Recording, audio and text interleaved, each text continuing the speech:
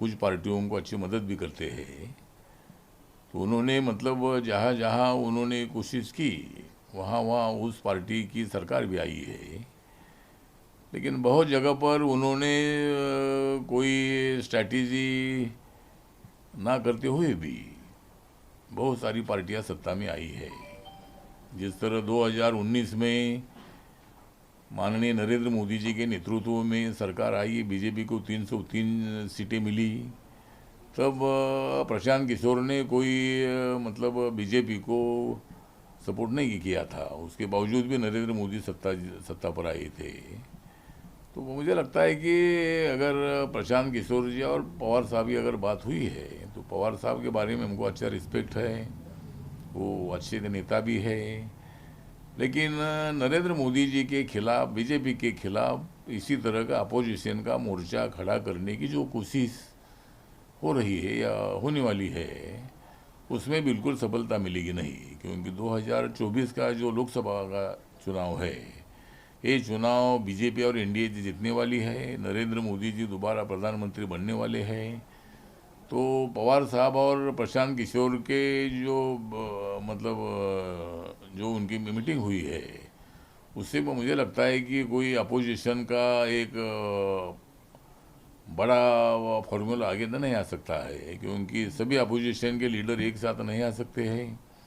बहुत सारे एनडीए में जो नहीं है वो भी अपोजिशन पार्टियाँ बीजेपी को और एनडीए को सपोर्ट करती है हाउस में। तो इसीलिए मुझे लगता है कि ऐसा कोई फार्मूले से कोई फर्क नहीं पड़ेगा, नरेंद्र मोदी जी सत्ता पर आएगी। मला असं वाटतं की म्हणजे मला असं वाटतं की लागू नका कोणी प्रशांत किशोर यांच्या नादी, लागू नका कोणी प्रशांत किशोर यांच्या नादी। 2014 मध्ये प्रधानमंत्री बनणार आहेत नरेंद्र मोदी। नरेंद्र मोदी तर आहेत आंबेडकरवादी, नरेंद्र मोदी तर आहेत आंबेडकरवादी। मग का बनणार नाही ते 2024 मध्ये? मग ते का बनणार नाहीत प्रधानमंत्री नरेंद्र मोदी? त्यामुळं नरेंद्र मोदींच्या संबंधामध्ये जनमानसामध्ये प्रचंड अशा पद्धतीचा आदर आहे, रिस्पेक्ट आहे। आणि त्यांना बदनाम करण्याचा प्रयत्न मोठ्या प्रमाणामध्ये जर होत असला तरी 2024च्या निवडणुकीमध्ये नरेंद्र मोदी पुन्हा एकदा पंतप्रधान होणार आहेत। त्यामुळं माननीय शरद पवारजी यांच्यासोबत 3 तास प्रशांत किशोर यांची चर्चा झालेली असली तरी अपोजिशनची एक मोठी आघाडी सध्या तरी देशामध्ये उभी राहणं अत्यंत अशक्य आहे। आणि त्यामध्ये एका बाजूला काँग्रेस पक्ष आहे, दुसऱ्या बाजूला एनसीपी आहे, तिसऱ्या बाजूला ममता बॅनर्जी आहे। त्यामुळं सगळेच पक्ष जे आहेत ते एकत्रितपणे येणं अत्यंत अशक्य आहे। आणि त्यामुळं 2024 मध्ये नरेंद्र मोदींना कसली अडचण अजिबात नाही। नरेंद्र मोदीजी 2024 मध्ये पुन्हा एकदा देशाच्या पंतप्रधान पदावर नक्कीच आरूढ होणार आहेत असा आम्हाला पूर्णपणे विश्वास आहे। त्यामुळं पवार साहेब आणि प्रशांत किशोर यांच्या चर्चेतून फारसं काय सफल होईल असं मला वाटत नाही। चुनाव है वो अलग अलग ही लड़ेंगे, अकेले ही लड़ेंगे और जीत के आएंगे। तो महाविकास अघाड़ी का क्या कहना? बीजेपी भी कह रही है कि ये तीनों पार्टी अलग अलग लड़ेंगी, क्या कहना? नहीं, मुझे लगता है कि नाना पटोले जी का क्या कहना है, ये बात सही है कि कांग्रेस पार्टी को लगता है कि भाई हमारी पार्टी सबसे बड़ी है, नेशनल पार्टी है, और इसीलिए विधानसभा का चुनाव हम अलग लड़ेंगे और मुंबई महानगर पालिका की भी चुनाव वो अलग लड़ेंगे।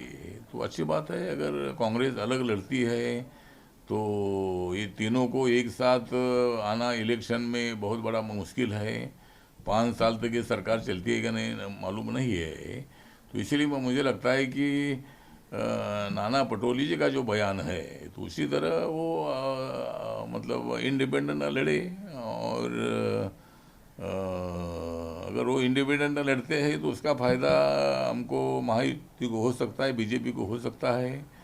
तो क्या करना है वो अधिकार कांग्रेस पार्टी का है। और नाना पटोले जी ने जिस तरह बयान दिया है उसी तरह वो इंडिपेंडेंट लड़े, अच्छी बात है। राहुल गांधी का बयान आया है, गवर्नमेंट ऑफ इंडिया है वो most efficient and secret ministry for बोले झूठ बोलने के लिए और एंटी स्लोगन्स देने के लिए, मतलब जो गवर्नमेंट ऑफ इंडिया है वो सीक्रेट मिनिस्ट्री है झूठ बोलने के लिए और खाली भाषण करने के लिए। राहुल गांधी का बयान आया। नहीं, मुझे लगता है कि जो हमारी सरकार है खाली बोलने वाली सरकार नहीं है, काम करने वाली सरकार है। और आपने देखा है कि जब पहला लॉकडाउन लगा था तो माननीय नरेंद्र मोदी जी ने 1,70,000 करोड़ रुपया 80 करोड़ लोगों को फ्री में अनाज देने के लिए अनाउंस कर दिए थे। किसानों के लिए भी मतलब पैकेज दे दिया था और बहुत सारे कुटीर उद्योगों को भी काफ़ी मदद देने का काम किया था। अभी मतलब दिवाली तक, नवंबर महीने तक सभी लोगों को जो अनाज है वो 80 करोड़ लोगों को फ्री में देने का निर्णय हो चुका है। जो वैक्सीन है, वैक्सीन सभी देश के लोगों को फ्री में देने का निर्णय ले लिया है। और इसी तरह मुझे लगता है कि अभी जीएसटी जो है, जीएसटी का भी बहुत अच्छा निर्णय मोदी सरकार ने ले लिया है, निर्मला सीतारमण जी ने ले लिया है। तो मुझे लगता है कि खाली हमारी सरकार बोलने वाली सरकार नहीं है, मोदी सरकार काम करने वाली सरकार है। संजय राउत का बयान आया कि जब शिवसेना का गठबंधन था तो शिवसेना को मतलब नौकरों की तरह रखा जाता था और मतलब एक मजदूर उस तरह से रखा जाता था और शिवसेना को पूरी तरह से खत्म करने की इनका इरादा था।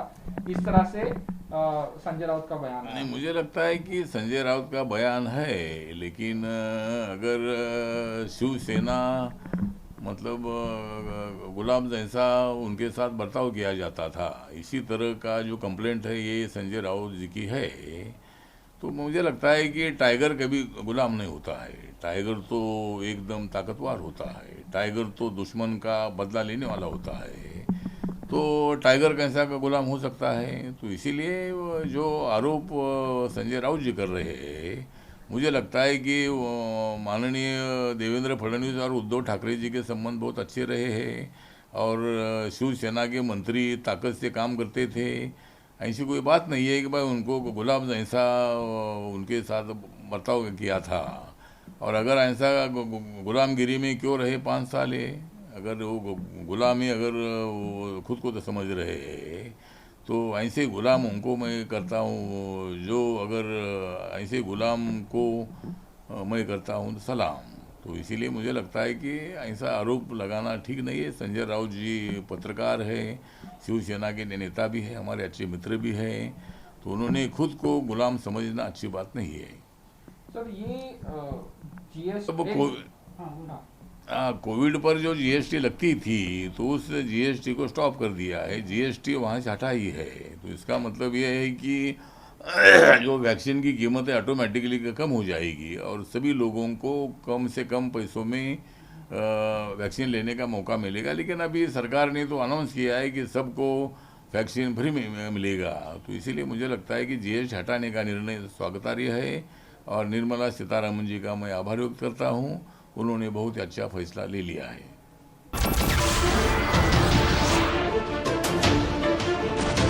नमस्कार, मैं हूं मानक गुप्ता। अगर आपको हमारा ये वीडियो पसंद आया हो तो इसे लाइक और शेयर जरूर करें और हाँ, हमें सब्सक्राइब और फॉलो करना ना भूलें ताकि आप देश और दुनिया की कोई खबर मिस ना करें। तो जुड़े रहिए हमारे साथ और देखते रहिए News 24।